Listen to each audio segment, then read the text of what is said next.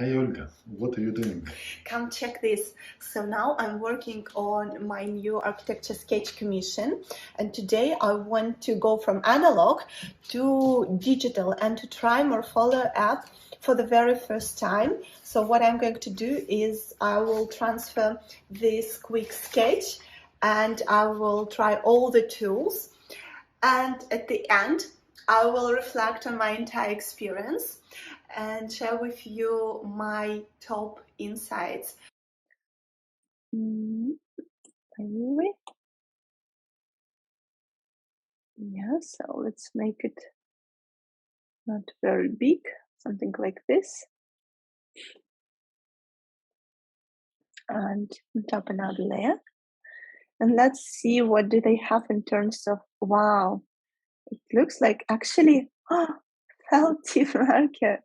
So they have different, oh, that's too big for me probably. 2.26. Wow, let's try to make it. So I'll simply trace it. Maybe a bit thicker. Yes, something like that. Oh my goodness, it actually looks like real pen and paper.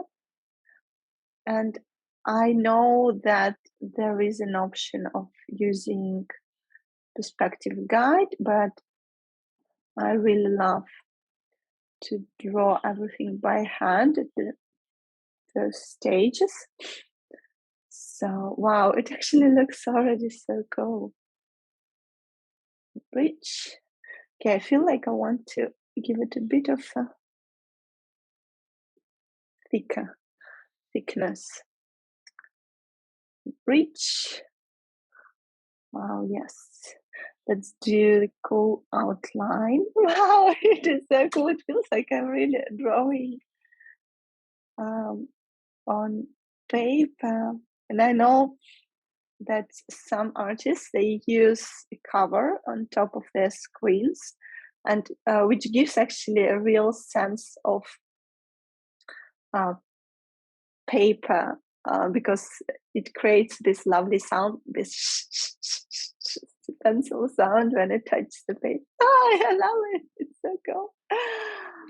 All right. So now I will switch to thinner liner. So again, this at least saves me time that I don't need to move manually in between my liners. Wow, this is so cool. Do this one. Okay, so usually, as you can see, I'm using pencil or liner for my drawings, and I'm using Copic markers. It's too thick. So for the surroundings, I love to simply draw an outline. And here as well. Nice greenery around. Here, this river bank, a bit thicker. So it looks like this. I'm really enjoying it.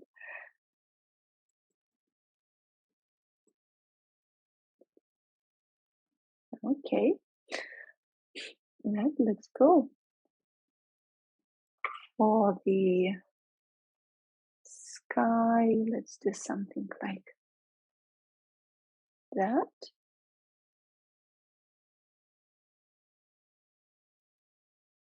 Birds, of course. I think every architect loves to include birds in their drawing. So what if I, wow, it actually, I like how it looks, cool. So let me find markers. So looks like it's already here. Wow, it feels like real coffee. So you can play with thickness. It can be a thin nib or a big one. Let's see, I think I will do it on another layer. And another layer, and let's do the sky.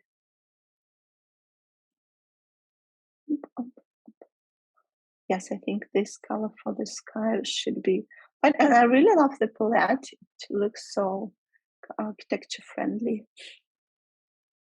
Okay. Wow. Like, so maybe a bit thinner. Yeah, so this size. Wow.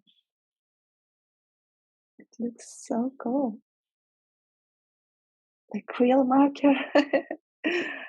Okay, I want to erase these unnecessary lines. So how do you erase it? This is an eraser, so I might take a bigger one. And let's clear the sky.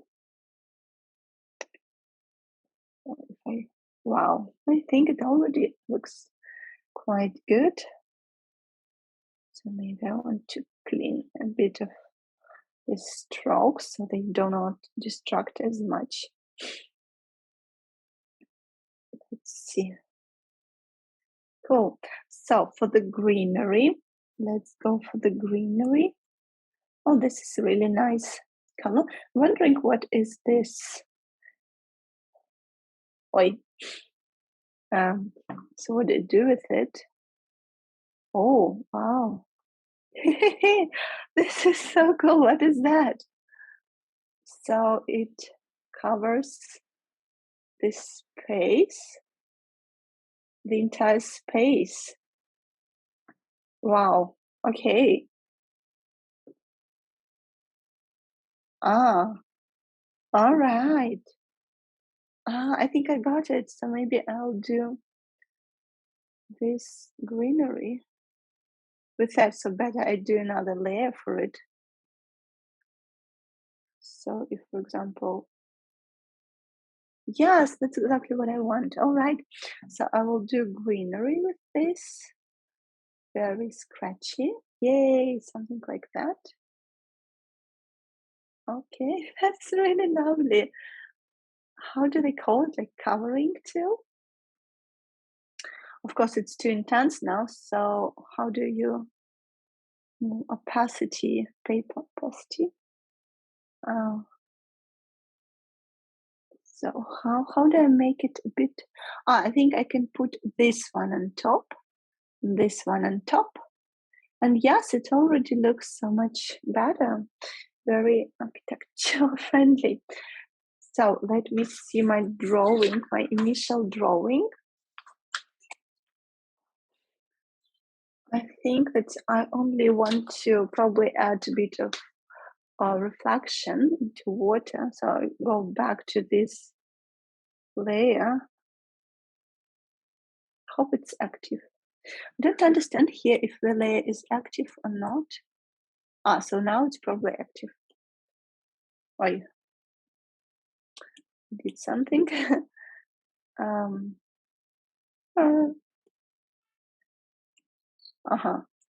I turned it on like that.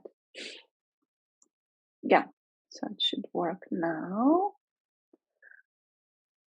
So I think I'll add some reflections to the water.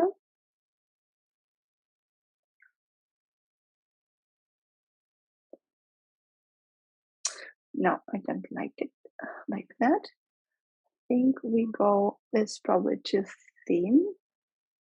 Let's go for wide. Yeah, I think this should work. It feels like I'm working with Copic wide. Let me show it to you. So usually I love to work with Copics, and it has this chisel nib. So it gives you exactly the same trace, and Copic wide, as you can see, it's so much wider. I'll do it on the border so it doesn't ruin my drawing. Okay.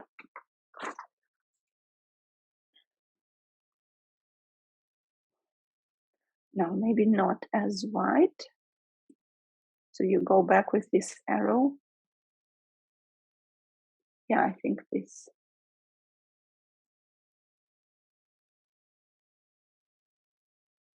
just to add some reflection.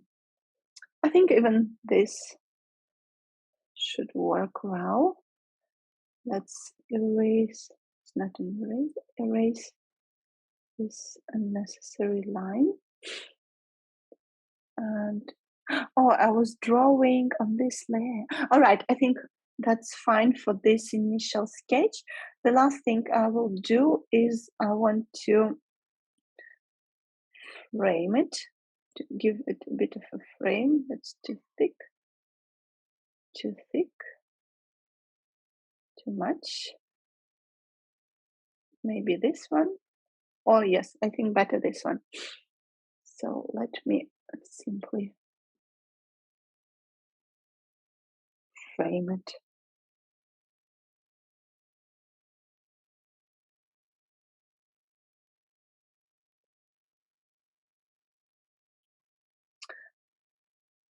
Like that. And put my name. Olga Sarokina. My very first sketch in Morpholio is done! Yay! So happy. So my insights on Morpholio.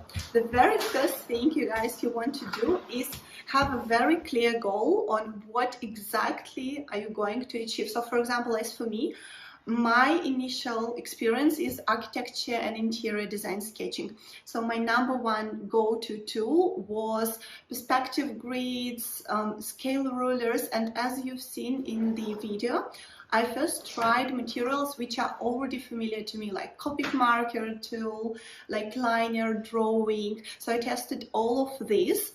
Otherwise, you might get overwhelmed because Morpholio gives you so many opportunities.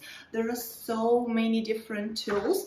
So be more or less clear on what exactly you want to achieve. So for example, for my next Morpholio session, I will try to get familiar, get friends with its scale ruler, and next I want to play with stencils.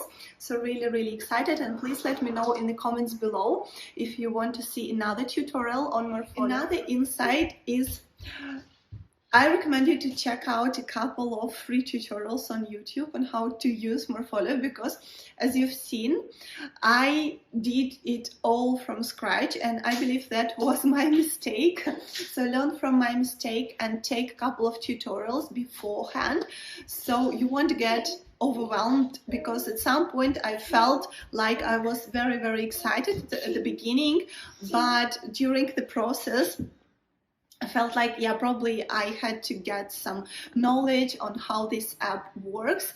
And yeah, that's all my insights for now.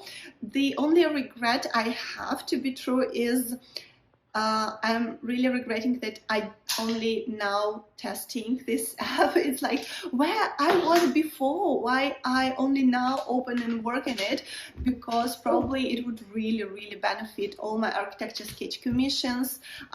It would save me a lot of time. So you guys don't waste your time and go